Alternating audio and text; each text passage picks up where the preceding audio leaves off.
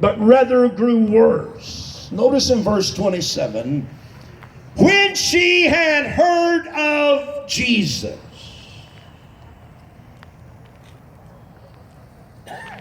When she had heard of Jesus, she came and pressed behind and touched his garment. For she said, if I may touch but his clothes, I shall be whole. And straightway the fountain of her blood was dried up, and she felt in her body that she was healed of that plague.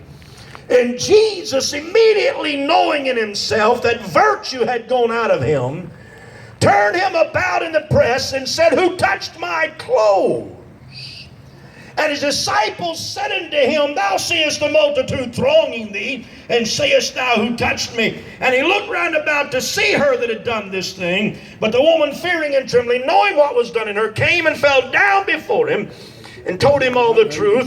Verse 34, and Jesus said unto her, daughter, thy faith hath made thee whole. Go in peace and be whole of thy plague. And when she had heard of Jesus, I think that little phrase pretty well explains why that on Friday night the effort would be made to come here and have services. When she had heard of Jesus. The reason for coming here is not just because there's not something better to do or no place else to go, but there is a reason why Brother Kevin and his wife and others of this church and perhaps some other ministries feel led to be faithful and make the effort to bring equipment, set it up, and go through whatever's got to be gone through, whether it's cold or hot. Come on. Amen.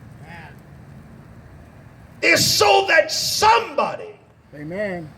can hear about Jesus. Come on. Amen.